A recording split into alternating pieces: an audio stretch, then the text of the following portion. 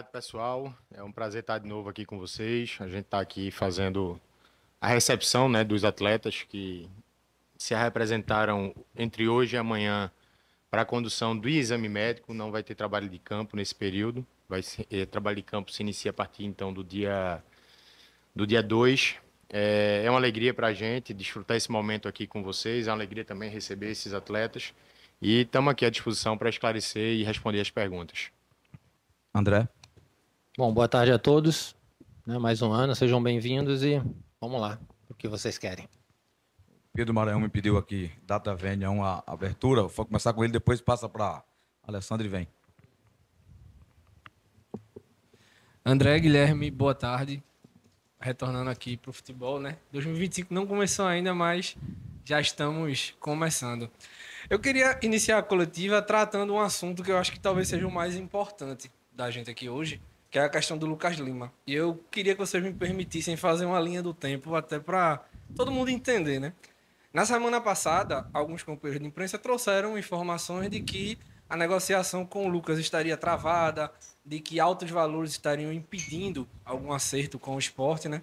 Eu trouxe lá no INE45 outra informação de que Lucas, o Santos, o esporte estariam alinhados.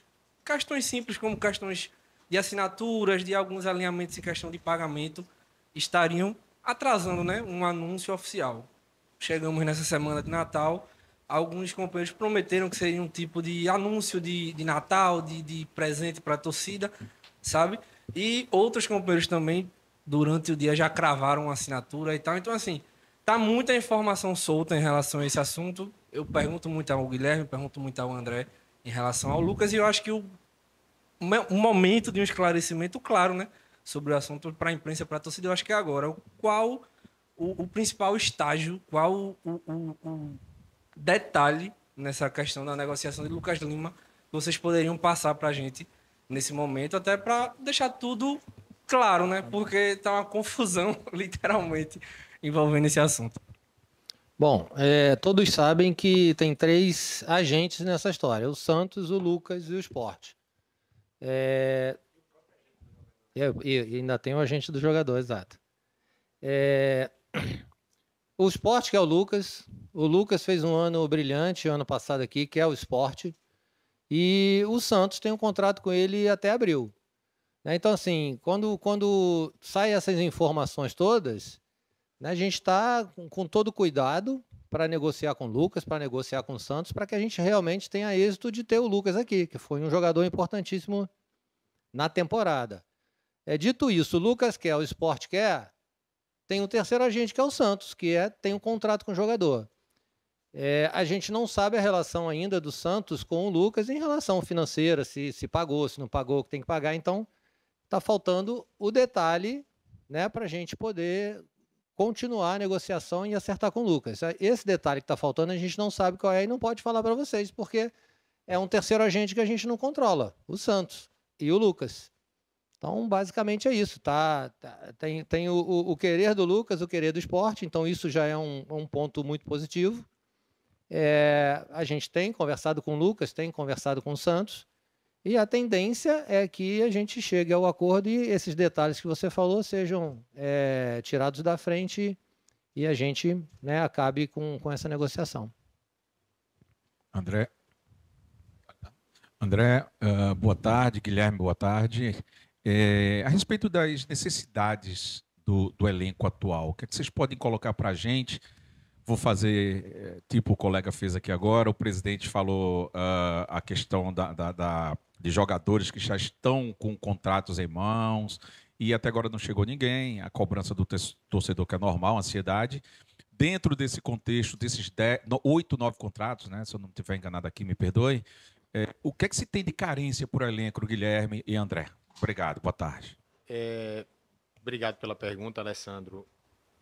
Veja bem, vamos começar sobre essa questão da ansiedade por reforço, né? A gente é torcedor também, eu particularmente sou torcedor, sou sócio, desde que nasci do esporte.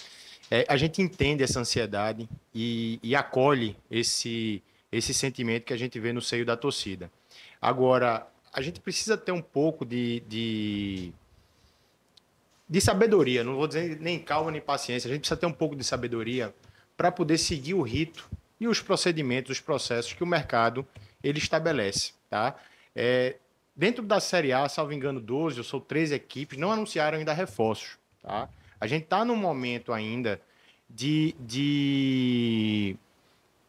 prospecção, né? Os jogadores estão buscando clubes, os clubes estão buscando jogadores, se ensaia uma proposta, se sai uma negociação, volta, alguém pede um tempo para esperar, da mesma forma que a gente recebe de jogador, eu quero esperar um pouco, quero pensar um pouco. A gente diz isso para alguns, né, André? Sim. Que querem vir já de imediato, vamos segurar um pouco. O fato objetivo é que a gente fez um estudo profundo sobre as necessidades do nosso elenco para 2025. A gente fez uma análise, inclusive, sobre não só sobre posições, Alessandro, mas também sobre a quantidade de jogadores que a gente precisa trabalhar. A gente sabe que o esporte está num momento de transição, saindo de uma Série B para a Série A. É um momento em que a necessidade de orçamento ela aumenta substancialmente, né? Nós estamos falando de jogadores aí com salários expressivos. O orçamento do clube, por sua vez, ele não cresce na mesma proporção. Então, a gente precisa ter um equilíbrio aí de saber como vou trazer o jogador que o esporte precisa, pagando o salário que o mercado exige, sem gerar um passivo para o clube no futuro.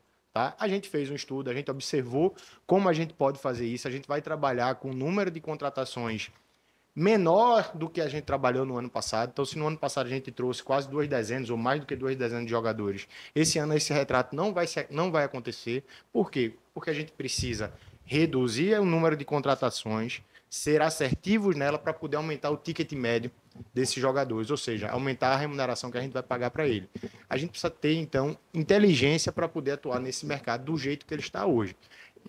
Está borbulhando, ele está extremamente ativo, né? O Sport é um player desse, a gente tem 20 times na Série A, o Sport é um deles, não é o que tem o maior orçamento, também não é o que tem o menor, então a gente tem que ter um pouquinho de calma e sabedoria para atuar nisso.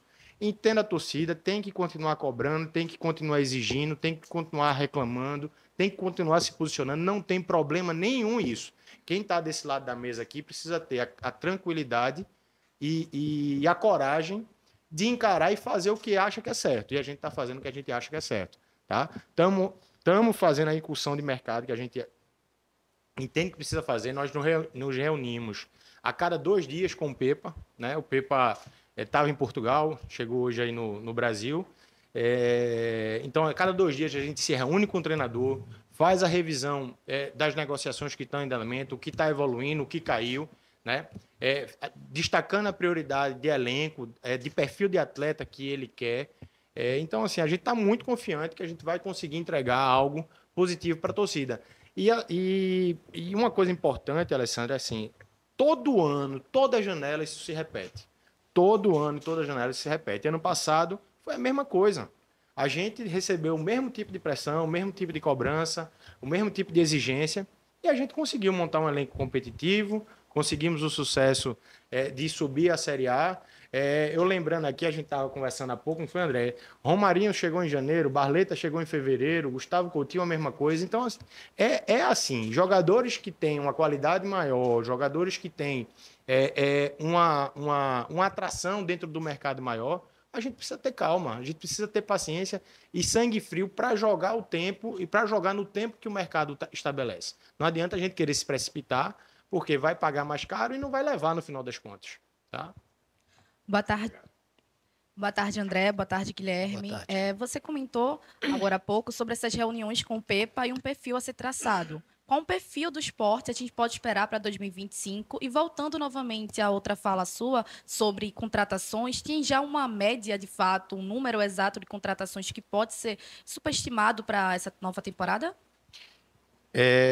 Vamos lá, se eu puder falar para vocês o número, eu diria que em torno de 10 contratações seria aí um número médio que a gente estabelece. Isso depende muito, porque uma das características que a gente está buscando é polivalência. É um jogador que consiga executar dentro do campo mais de uma função. Né? Eu jogo de primeiro volante, jogo de segundo volante, eu jogo de segundo volante, jogo de meio, eu jogo de extremo, mas jogo por dentro. Então, a gente está buscando jogadores versáteis. Isso pode fazer com que esse número de contratações encurte um pouco, reduza um pouco. Tá? Em termos de perfil, a Série A ela é uma competição, talvez uma das seguramente entre as 5 mais competitivas do mundo, né? Seguramente, eu acho que é a terceira, na minha opinião. A gente precisa ter jogadores que compitam, que vençam duelos, que tenham uma capacidade física elevada, que tenham, claro, qualidade técnica, isso é importante, mas a gente está olhando muito o mercado sobre esse viés, né? Do nível de competitividade, não só físico, mas também mental. Jogadores que consigam chegar, por exemplo, no Maracanã lotado e não se assombrem, né?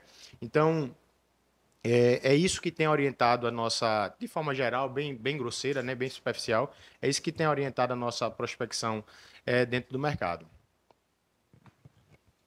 Boa tarde. Tá? Boa tarde, Guilherme, André. Boa tarde. Eu queria perguntar especificamente sobre duas posições que têm, na minha visão, ainda um quê de indefinição, né? Que, na verdade, são as laterais do Sport, em relação ao Igor Cariús, como é que vocês pretendem utilizá-lo, né? Ele entra muito bem na questão da polivalência, que você mencionou agora há pouco, mas eu queria saber se, para começo de temporada, se vocês estão contando do Igor como lateral esquerdo ou como direito, porque isso faz diferença na montagem do elenco, né?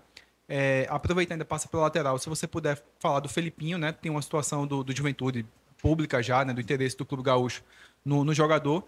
E uma outra também que eu acho que merece esclarecimento à torcida é a questão dos goleiros, especificamente o Denis, que está há muito tempo, né, nesse ciclo de DM, de cirurgia. Né? Queria saber como é que está a situação dele, se ele ainda é um atleta do esporte, se terminou o vínculo, se não terminou. E o Jordan também, que é uma situação similar, né? Se machucou no final e também teve que prorrogar o contrato. Vamos lá. Mas eu sou bem sucinto, vamos lá. Igor Cariús, em respeito ao Igor, foi um atleta importantíssimo para a gente quando a gente precisou dele na lateral direita. Ele vai para a lateral esquerda, né, para disputar a posição no lugar que ele gosta de jogar. Em respeito a ele, inclusive, e ele com um plus ainda de poder ainda atuar pela direita. Segundo? Não, teve um outro antes. Felipinho. O Felipinho está como todo atleta nosso que recebe uma proposta, a gente analisa e, se for importante para a gente, para o jogador e para o clube que quer ele, a gente vai pensar e, se for interessante, a gente vai realizar. Foram 4? Qual foi? Denis e o outro? O Jordan, ele era emprestado, um jogador emprestado, ele se contundiu aqui. Né? Por lei, a gente não pode devolver o jogador machucado. Ele fez uma cirurgia e demanda um tempo. A gente renovou o contrato dele por 3 meses, porque ele machucou e estava acabando o contrato dele. A gente pretende ficar com o Jordan, e aí a gente, para ganhar um tempo, para poder conversar com o Brusque, para não conversar. Ele machucou faltando 1 semana para acabar o contrato, e aí não dava tempo de negociar, então a gente teve que ampliar o contrato dele 3 meses, para poder agora, em janeiro, a gente entrar num acordo com o Brusque. Essa é a ideia, né? Vamos conversar com o Brusque. O Denis, vocês sabem da história do Denis, ele está aqui há 2 anos, machucou, infelizmente, teve algumas complicações, fez a cirurgia, tá tratando e vai apresentar para acabar o tratamento dele. Boa tarde, André. Boa tarde, Guilherme. De forma bem honesta com o torcedor, queria saber de vocês a expectativa do clube pro próximo ano. As metas em cada competição, Pernambucano, Copa do Nordeste, Copa do Brasil e Brasileiro. Porque a gente sabe que tem dirigente que gosta de... nossa expectativa é ser campeão em todos, enfim. Mas de forma bem realista com o torcedor, quais são as metas estipuladas para o esporte? Você já respondeu, né? Você perguntou, já trouxe a resposta. Tô brincando, assim, vê bem. O esporte tem, no primeiro semestre, 3 competições que são importantes: Campeonato Pernambucano, Copa do Nordeste e Copa do Brasil, e a Série A antecipando, começando um pouquinho em março, mas é uma competição que vai até o final do ano, né? Então, dentro do primeiro semestre, a gente tem esses 3 campeonatos. Pernambucano e Copa do Nordeste, o Sport entra para ganhar. A gente não tem dúvida nisso. Copa do Brasil também, a gente tem uma ambição de repetir uma campanha histórica, mas a gente entende que a gente chegando numas quartas de finais, semifinais, seria uma coisa bastante interessante. Campeonato Brasileiro da Série A. Os 20 clubes que entram no Campeonato Brasileiro da Série A, eles entram com um primeiro objetivo, que é não ser rebaixado. E eu coloco isso de uma forma muito, muito objetiva para vocês. O Fluminense foi campeão da Libertadores ano passado e se livrou na última rodada do rebaixamento numa vitória heróica dentro do Allianz Parque, né? Então, todo time que entra na Série A, é por isso que eu coloco que é um dos 5 campeonatos mais competitivos do mundo, e para mim é o terceiro, né? Todo clube que entra na Série A, ele entra com o primeiro objetivo de escapar do rebaixamento. Pode ser o Flamengo, Palmeiras, qualquer um, tá? O Sport não vai ser diferente. Agora, Guilherme, você vai dormir feliz, tranquilo, escapando do rebaixamento da Série A? Não. O objetivo que a gente tem aqui internamente é buscar uma competição internacional para incluir no calendário do Sport em 2026. Tá? Então, o objetivo esportivo do clube é esse. Obviamente, a Sul-Americana é uma questão mais factível, né? Mas a gente não se permite não sonhar com outras coisas. Tá? Então, de forma geral, o objetivo da gente está estabelecido dessa forma. Tudo bem, Guilherme? Boa tarde. Você mantém esse pensamento mesmo, o presidente do Sport falando que o clube vai ter os 3 piores orçamentos da Série A do Brasileirão na próxima temporada? Você, claramente, ele não querendo vender ilusão para o torcedor, você, mesmo assim, tendo esse discurso do presidente do clube, você mantém esse discurso de buscar uma competição internacional na próxima temporada? E se vocês me permitem retroceder um pouquinho no assunto Lucas Lima, essa questão entre o jogador e o Santos é algo que o Sport não pode interferir para essa antecipação da rescisão de contrato, já que o vínculo dele vai até abril de 2025 com a equipe do Santos? Obrigado. Vamos lá. O fato do orçamento, isso é apenas mais um aspecto dos desafios que a gente tem aqui dentro. Se eu não estiver preparado, se André não estiver preparado para enfrentar restrição orçamentária, eu tenho que entregar minha carta de agradecimento ao presidente e ir para casa, certo? Eu não posso fazer futebol no esporte sem, primeiro, ter ciência dessas dificuldades. E essa não é só essa dificuldade que a gente tem muitas. Não é só essa, não, a gente tem muitas, certo? E simplesmente abrir mão do que a gente entende que é possível para o elenco que nós já temos hoje e para o elenco que nós pretendemos formar, né? O presidente Yuri, ele tá certo no que ele está dizendo, mas ele está sendo muito humilde também no que ele propõe, porque Yuri é uma das pessoas dentro do futebol brasileiro, eu não estou falando do Nordeste não, dentro do futebol brasileiro, que tem a maior capacidade de geração de recursos para um clube no Brasil, né? Ele não se assombra também com essa dificuldade, apesar de ser um dado de realidade. Isso é uma questão que não é estática, não. A gente está indo atrás. Ele está se movimentando, está buscando recursos, né? E assim, da parte do futebol, a gente não pode reclamar de absolutamente nada em relação a isso, né? O que está sendo feito às claras. A gente sabe exatamente o caminho que a gente precisa trilhar. E isso não assombra, não. Isso é só mais uma dificuldade que a gente tem e que a gente vai enfrentar. Isso não é um problema, não. Você falou ter orçamento, não necessariamente significa êxito. Se você for ver no Campeonato Brasileiro, o Fluminense tem mais orçamento do que o Juventude.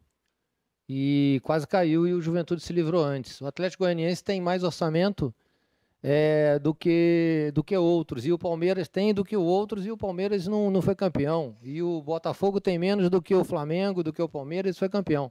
É uma questão de trabalhar bem, trabalhar certo, usar o orçamento, otimizar ele para fazer o melhor. Tem que ser criativo, é óbvio, quando você tem menos orçamento. O Guilherme explicou, né? Tem que ter paciência, demanda tempo, mas ele não é um problema nessa performance.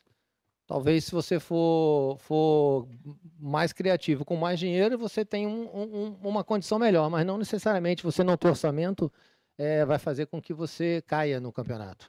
Só complementando aqui, Lucas Lima. Gente, Lucas Lima, ela, como o André falou, ela é uma negociação que envolve 4 partes. Não são 3, não, são 4. Porque o Santos, o Sport, o atleta e o agente do atleta, certo? A gente está fazendo a coisa, não é a primeira negociação que a gente faz, não é a segunda, não é a terceira. A gente já fez aqui uma dezena, uma centena de negociações. A gente precisa ter calma. Os nós, eles estão se desatando. As coisas estão evoluindo. Inclusive, eu vi matéria, notícia aí, que o jogador pediu isso, pediu aquilo, que fez essa gente. Não é verdadeiro, né? Não é verdadeiro. Sempre houve um desejo genuíno de Lucas continuar no esporte e um desejo genuíno do esporte continuar com o Lucas. Agora, O que vai ser feito, o que está sendo feito para isso realmente virar um documento assinado, né, a gente está fazendo. Então, vamos ter um pouquinho de paciência, que essa situação, em algum momento, ela vai ser resolvida, tá? Olá, boa tarde. Boa tarde. Com esse mercado de atletas brasileiros cada vez mais inflacionado, vocês imaginam que para 2025 vocês vão ter que repetir uma estratégia que vocês já adotaram em 2024 e, na minha visão, adotaram bem, de mapear melhor o mercado sul-americano? Essa é uma possibilidade. Como fazer isso, por exemplo, com um treinador que antes se fizeram no início do ano, com um treinador que conhecia muito bem o cenário sul-americano, que era o Mariano Sosso. Agora com o Pepa, vocês trabalham também com jogadores, indicações dele, quem sabe até da Europa, de mercados menores da Europa? Vamos lá. A gente tem hoje, eu falei isso muito, né, André? A gente falou muito ao longo do ano. A gente tem hoje um departamento de mercado dentro do esporte que trabalha 365 dias no ano e mapeia as principais ligas do mundo. Então, a gente tem mapeamento de ligas em todos os continentes.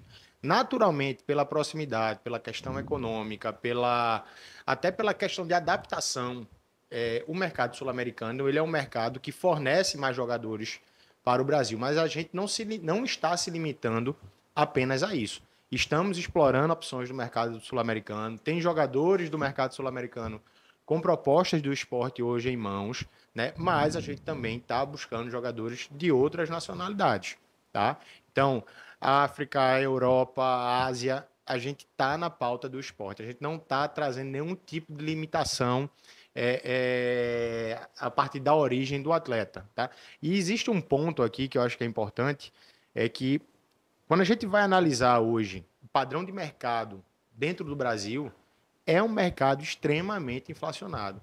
O que está acontecendo em termos de salário no futebol brasileiro é uma questão realmente que impressiona um pouco pelos padrões que a gente está analisando. Então, tá circulando muito dinheiro, a gente tem uma restrição orçamentária, como foi colocado, então a gente precisa de criatividade, muita habilidade para poder superar esses desafios. Boa tarde. Boa tarde. Eu acho que no mundo perfeito, e pela vontade de vocês, o Sport estaria hoje iniciando a pré-temporada com o elenco já fechado. Mas como você falou, tem esse problema do mercado inflacionado também. Eu queria que você explicasse para o torcedor qual é a dificuldade hoje que um gestor de futebol como vocês enfrenta para contratar jogadores. E queria pontuar um pouco mais. Qual é essa dificuldade que vocês têm sendo um clube entrante na Série A, como o próprio Romão ele deixa muito claro nas entrevistas? Obrigado. Tudo bom, Luna? Vamos lá. O processo de negociação de um jogador talvez seja um processo de negociação de qualquer outra coisa, de qualquer outra mercadoria, produto, serviço. Ele vai obedecer uma regra muito simples, que é a regra da oferta e da demanda, certo? Jogadores de um nível mais qualificado, custa mais caro, tem mais gente procurando ele, tem mais gente interessada nele, o salário dele vai aumentar, né? Jogadores que não têm tanta procura, o salário não é tão grande, talvez a gente tivesse até facilidade para promover essa contratação. O que é que a gente precisa fazer, Luna, para poder trazer jogadores de um patamar que nós precisamos hoje? A gente precisa vender as nossas vantagens competitivas, o nosso projeto esportivo, que foi que Romarinho veio para cá, Gustavo Coutinho veio para cá, Barleta veio para cá, a gente vencendo concorrência de outros clubes e trazendo... Eu me lembro que eu respondi perguntas de por que você, jogadores aqui que nós apresentamos ano passado, por que você veio para cá? Não, por conta do projeto do esporte. E é isso que a gente tem feito. A gente tem apresentado o que é o esporte hoje, a gente tem recebido feedbacks muito interessantes de agentes do mercado, colocando o esporte como uma opção atrativa para a Série A do ano que vem, colocando a gente à frente de alguns outros clubes, inclusive clubes do eixo sul-sudeste.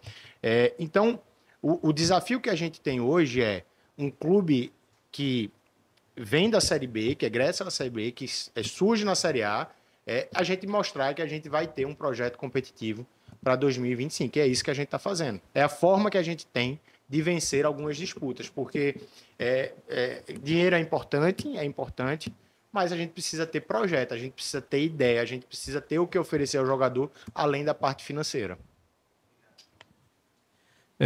Boa tarde, André, Boa Guilherme. Queria que vocês explicassem, se possível, 2 pontos que para mim ainda não ficou muito claro. Primeiro, com relação ao início do estadual, né? A gente sabe, inclusive a gente recebeu a informação agora há pouco passada pela assessoria, que o César Lucena que vai comandar, só que interinamente, né? Que ele vai fazer essa parte da base entre o profissional, essa ponte. Se vocês pudessem explicar de forma mais objetiva como é que será. Outra dúvida também da torcida é com relação a esse grupo que vai iniciar o estadual. Se é 100% base, se é mesclado, e se vocês já têm algum projeto em termos de datas, até a 3ª rodada, para deixar muito claro para a torcida. E o segundo ponto é com relação à Copa do Nordeste. Vocês falaram que já deixaram bem claro que entra para ganhar, o Sport tem um histórico muito grande, tá aí, bateu na trave algumas vezes do tetracampeonato, vai para uma Copa do Nordeste que promete ser a mais difícil dos últimos anos, visto que a maior participação dos times na Série A. Se vocês pudessem comentar um pouco mais de como vai ser na prática esse início de estadual e essa projeção para uma Copa do Nordeste a mais difícil dos últimos anos. Bom, vamos lá. A gente fez um planejamento de acordo com que saíram as datas do Campeonato Pernambucano. Acabou que antecipou um pouco mais por causa do Mundial, né, no meio do ano, da data FIFA. E a gente tinha o planejamento de ser a categoria de base que iniciaria o Pernambucano. Nesse meio tempo, a gente perdeu o treinador do Sub-20 e aí a gente foi para um plano B. Contratar um treinador de Sub-20 que não conhece os atletas da base para disputar o Pernambucano ou usar interinamente o César, que conhece os jogadores, já está acostumado. Então a gente optou pelo César para uma questão para facilitar os próprios atletas do Sub-20 e o próprio César, que já conhece os atletas. Esse é um ponto. O segundo ponto, Copa do Nordeste. A gente vai entrar para disputar a Copa, como sempre entramos, né? Ano passado, esse ano a gente chegou na semifinal. Vamos lutar para disputar e vamos usar o Campeonato Pernambucano, né, esporadicamente para a gente jogar a nossa equipe principal. Ou seja, o Sub-20 vai jogar as primeiras rodadas, a gente vai ter um tempo maior de pré-temporada, até que os atletas se adaptem ao treinamento, à parte física, para eles poderem começar a jogar o Pernambucano, já preparando também para a Copa do Nordeste. Basicamente é isso.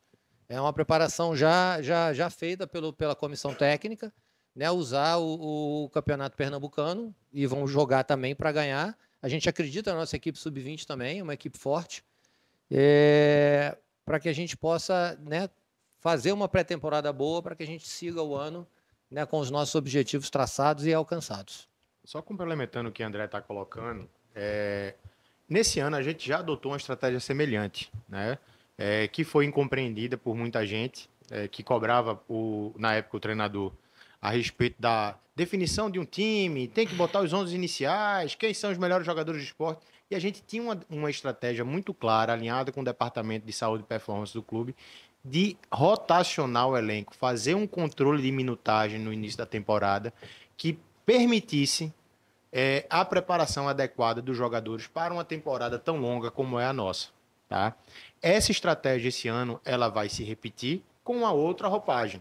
Qual é a outra roupagem? Nós vamos ter hoje um período de 20 e poucos dias, né, André? De 20 e poucos dias, 21 dias, 22 dias de pré-temporada exclusiva para os jogadores do elenco profissional, em que eles vão ficar, inclusive, um período aqui dentro do CT, se preparando para a disputa dessas competições que nós teremos pela frente. Não é uma questão de a gente não priorizar o estadual, não é isso. Agora, a gente precisa priorizar a nossa temporada. Assim como no ano passado o nosso objetivo era o acesso à Série A, ou seja, o objetivo do esporte principal era o Campeonato Brasileiro da Série B, em 2025 o objetivo principal do esporte será o Campeonato Brasileiro da Série A. Tá? Então, o que a gente está fazendo a partir de hoje, dia 26, até o final do ano que vem, é montar o time, preparar o time para a gente ter sucesso nesse campeonato específico. Então, por isso se decidiu iniciar esse campeonato pernambucano, que vai começar agora no dia 9, ou seja, nós começamos o trabalho de campo dia 2. A gente não tem a menor condição de botar um time em campo no dia 9. Né? E isso aí você fragiliza a preparação do grupo, expõe atleta à lesão, fragiliza inclusive a própria organização tática que o treinador pretende desenvolver. Então a gente resolveu jogar de uma forma mais objetiva com o time sub-20, que, como a gente disse, é um time que a gente acredita, tem capacidade de fazer essas rodadas iniciais, vem se preparando já há algum tempo, né, inclusive fisicamente, que a gente acha que vai ter condição de vestir a camisa do Sport e representar o clube adequadamente. Ok. Obrigado, Guilherme. Deixa Obrigado, eu só André. trazer aqui para vocês 2 pontos que eu acho que é importante. A gente está fazendo também alguns ajustes na área administrativa do esporte, na parte de back-office, vamos dizer assim, e estamos trazendo o Carlos Brasil como novo gerente de futebol. Ele está ali atrás, acompanhando a entrevista. O Carlos ele vem hoje agregar um braço de planejamento, de organização, de estruturação da área de logística, almoxarifado, de desenvolvimento de processos internos. É uma pessoa que tem formação em engenharia e administração, tem muito tempo dentro do futebol, Flamengo, Vasco. Eu não vou dizer o currículo todo não, tá, Carlos? Você fica... Depois você se envaidece aí com sua história.